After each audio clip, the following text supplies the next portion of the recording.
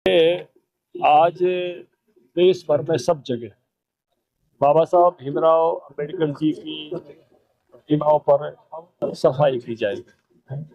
स्वच्छता का, उनका रख रखाव का, और ये अभियान आज चलेगा देश भर में। शाम के समय बाबा साहब की देश भर में जितनी प्रतिमाएं हैं, सभी मर्ता प्रतिमाओं पर दीप माला, और कल सुबह उनकी प्रतिमाओं पर पूरे देश भर में पुष्पांजलि होगी।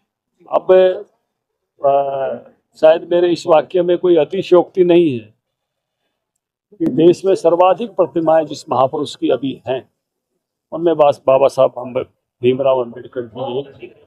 आज उनके निमित्त एक यहाँ वर्कशॉप है जिसके निमित्त मैं यहाँ आया हूँ, और बाबा साहब के जीवन को लेकर, बाबा साहब का निर्मित संविधान को लेकर, बाबा साहब के काम को लेकर, और कांग्रेस ने किस प्रकार से बाबा साहब की उपेक्षा करके रखी, इन सारे मुद्दों पर एक दिन भर की वर्कशॉप होने वाली है। उसी के निमित्त आज मैं यहाँ पहुँचा। बाबा साहब का काम, बाबा साहब का व्यक्तित्व और कर्तृत्व दोनों हैं। उनकी जो शख्सियत थी वो भी, और उनका जो काम था वो भी, वो हर व्यक्ति तक पहुँचाने का बीड़ा हमने उठाया है, और उसके लिए भारतीय जनता पार्टी इस काम में जुटी है। हमारा जो अनुसूचित जाति मोर्चा है वो भी संग साथ साथ उसमें जुटा।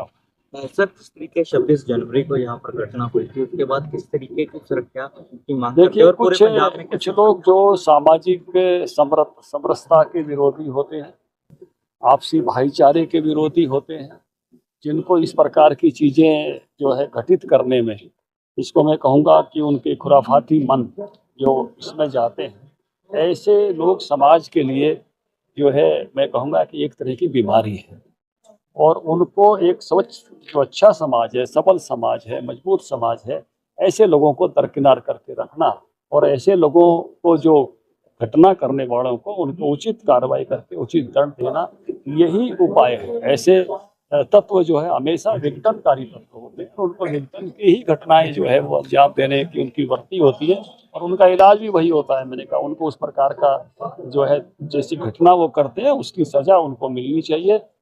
बाबा साहब भीमराव अंबेडकर का कंट्रीब्यूशन, अगर मैं ये कहूँ कि आज़ादी के बाद देश की बहुत बड़ी आबादी, जिसमें हमारे पिछड़े वर्ग के लोग भी हैं, जिसमें हमारे अनुसूचित भाई भी हैं, हमारे ट्राइबल भी हैं, और सारी महिलाएं भी।